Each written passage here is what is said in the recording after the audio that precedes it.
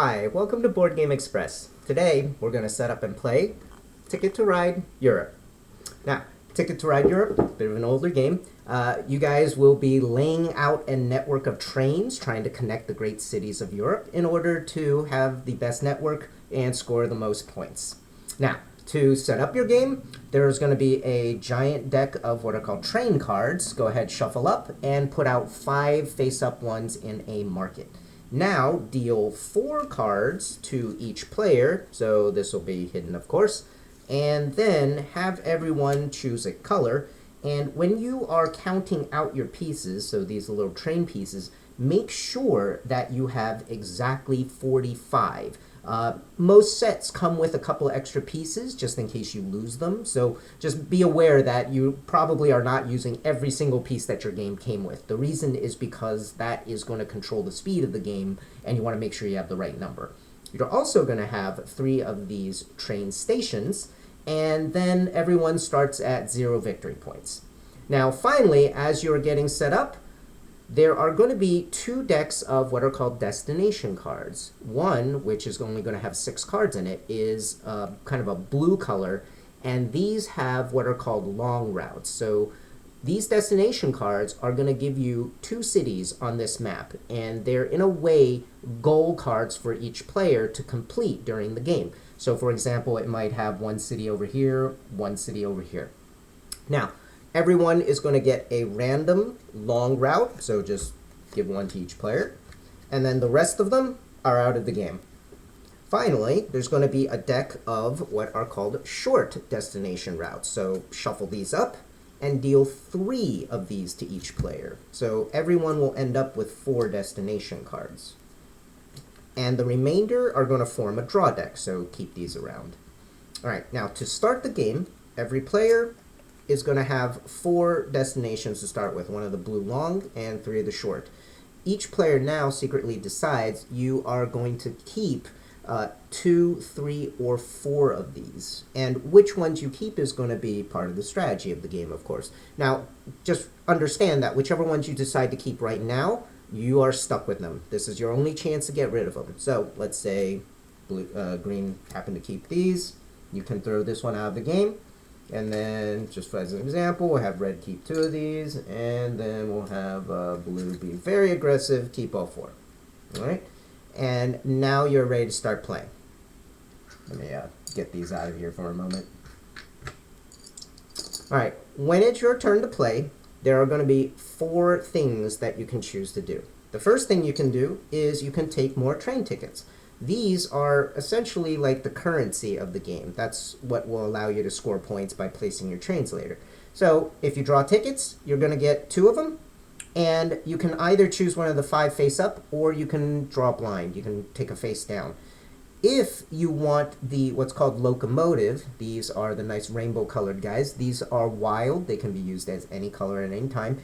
If you want to take a face-up locomotive, then that is the only card you'll be allowed to draw on the turn. So if I do that, I don't get a second draw. And of course, if I took another card first, I cannot then take this with my second.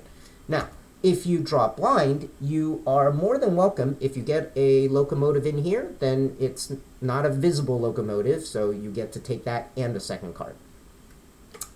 Incidentally, there is no limit to how many cards you can have in your hand at a time, but there is a limit to hoarding. If the deck happens to run out at any point because everybody is hoarding cards, then you, of course, will not be able to draw anymore. Now, one final thing to understand about the deck is if at any time, the reason you have to take only 1 card at a time is every time you take a card, you're going to replace it with a new one. If at any time you reveal a 3rd locomotive simultaneously, you will have to wash all 5 of the cards, put them in the discard pile, and put out 5 new cards. So that's kind of why you have to pay attention. So in this case, you know, if I take a white, I have to look before I decide what other card to take after that. All right, so first thing you can do, you can take 2 trains. The second thing you can do is, of course, you can pay these trains to put routes onto the board. And that is how you will be scoring points. The route that you claim has to physically occupy the entire space between any 2 cities. So for example, the 3 orange over here, the 2 blue over here, 3 purple over here. You cannot partially claim a route. You have to take the whole thing at once. So for example, if I wanted this one, I would have to pay 3 orange cards, for example. So toss them in the discard pile, and then I would get to claim that route. And in this game, a 3 route is worth 4 victory points. If you get familiar with the game, to be honest, it's probably easier to score at the very end, because while you're playing, it's very easy to forget to score a route because you're going to be doing this constantly. And most players probably feel more confident just kind of double checking at the end anyway, so you're already going to be counting at the end. Probably just easier to do it all at the end. All right, so throw these cards away, put out your trains. That's the second thing you can do.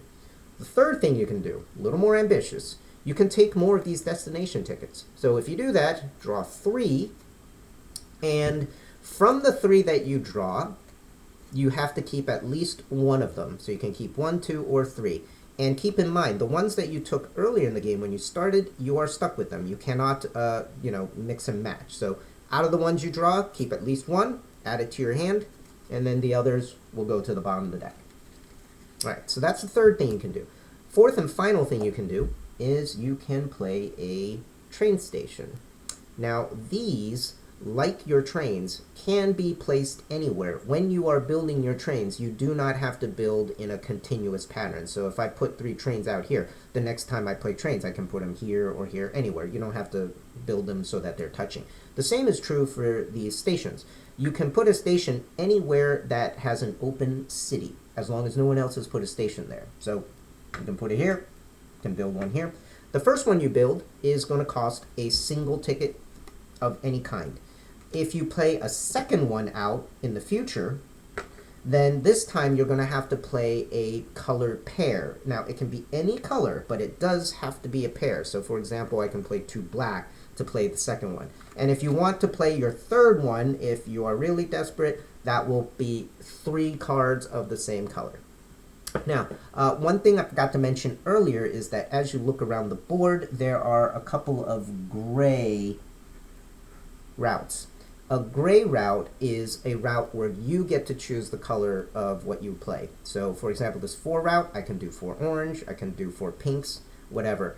But the color has to be solid. I cannot mix. You can use wilds, of course. All right, so that is how you play stations out. So, on your turn, take more train cards, play train cards to claim routes, draw more destination tickets, or play out a station. Those are the things you can do. All right, let's talk about some of the more fine-tuned details of the map. So you may have noticed as you were looking around that some of the routes have a little more distinctive look to them. So one of the things you may notice is these things that cross over the water. These are what are called ferry routes. So when a route looks like this, it'll have it's a picture of a train. It's kind of representing the locomotive. So if you wanted to claim a ferry, this means that it is 4 gray, so 4 cards, you choose which color, but a ferry requires that you use a locomotive, at least one. So this route here, you are required to use 1 wild in order to build this route. You can, of course, use more wilds if you want to, but it's just saying it's a minimum. In this way, it sort of forces you to sooner or later try to either get lucky enough to draw some locomotives or to force you to actually pull them using your full draw turn. Now, this one down here, for example, 2 wilds, so 6 cards total, a pair of locomotives, 4 of anything else of a solid color. So, a little tougher to build ferries. Finally, these routes here. Sometimes there's a gray one example, there's a green one. These little bumps on the edge are what are called tunnel routes. So tunnel routes are a little bit riskier to build in. If you want to try and build a tunnel, you first have to present the cards necessary to play them. So for example, if I wanted to claim this little double green right here, I first have to show 2 green cards in my hand. Then you will draw 3, so no matter the size, you will draw 3 cards from the top of the deck. And then, depending on what you draw, you may have to pay additional trains in order to complete that route. So you pay additionally for every card that matches. So if I spent 2 green, if I drew any green or any wilds, because wilds are green, then I would have to pay additional cards from my hand in order to complete that route, additional greens incidentally, which you may or may not decide to do. If you choose to, you can pay the additional. If you do not want to, then you take all your cards back, throw these away, and you simply lose your turn. You don't get to put it down. Now, this is a little more rare, but in the event you are able to, if you play only locomotives when you're building a tunnel. So for example, this 2 green, I just dropped 2 wild cards. Then the only cards that count in this draw are going to be locomotives. So if you spend only locomotives, you have a slightly better odd of not having to give up more cards, but you are giving up locomotives. So, 6 of one, half dozen of the other, something for you to work out. Now, an additional slightly odd rule is, in the event the draw deck is either very thin or completely out when you're trying to build a tunnel, then you only draw whatever's remaining. So if literally there's only 1 card in the draw deck, then when you're trying your tunnel, you just draw that one by itself, and it either matches and you have to pay or not, and that's it. So another little strategic consideration, I guess. If the draw deck is out, maybe that's not a bad time to auto-hit your tunnel without having to pay additionally. All right, now, everybody takes a turn, and you keep going clockwise until the game end is triggered when any one player spends all of their trains down to the point where they only have 2 or fewer remaining. So once somebody hits down to 2, that triggers game end. When that happens, everyone is going to get 1 final turn, including the person who triggered the end. So if red triggers, so green, blue, red will get to go.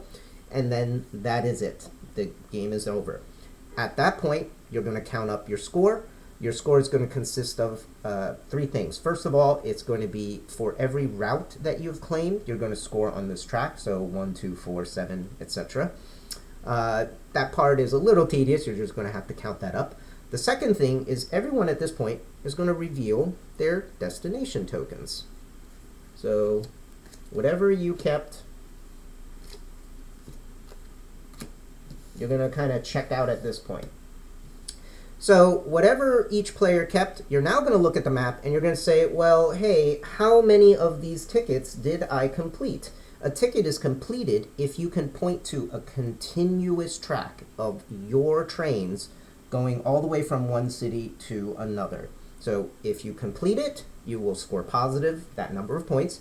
If you fail, if your route has been broken, either because it's empty or because your opponents have blocked you, you're going to score negative of those points. So these goal cards are very important, especially the long route is incredibly swingy. If you keep and fail to make your long blue goal route, you are probably not going to win. So when you are checking to see whether you have completed these destinations, this is where the station tokens come in. So for every city you have placed a destination token, what it generally allows you to do is you're allowed to point to one of your opponent's routes emanating from that city. And you can say, for the purpose of trying to calculate whether I've made it to my destination or not, I will include that person's route in my sort of connectivity check. You will not score points, that's your opponent's points, of course. But if you are able to, using an opponent, complete, then you will get to score. If you have multiple stations, each one would get to use an opponent's track. So if you had this, and my opponent took that and that, I would be able to use that with this guy. I'd be able to use this red one with that guy, and I'd be connected to the rest of the city. So route score points, destination card score points, and finally, every station you did not use, so if you only use one during the game, each one of these is going to be worth 4 points. So that will calculate everyone's score. And finally, once you've done that, then it's time to score this guy. So this is the Express. This is the card that basically says, when you're done, take a look at each player's longest single connected route. So imagine like if you took your finger and pointed and followed along whatever you built, longest single continuous. So count up the number of trains you have in your, you can think of it as longest route if you like, and whichever player has the biggest single lined network, that player is going to earn a 10-point bonus. And this is friendly ties, so if multiple people tie, you each earn the 10 points. And if by some miracle you and an opponent tie for final score, then the tie break is going to be whoever completed the greatest number of these destination tickets. So whoever completed the most. And if you still tied, then it's whoever won this European card. And if that's still tied, you guys will have to share the victory. All right, now you know how to play Ticket to Ride Europe.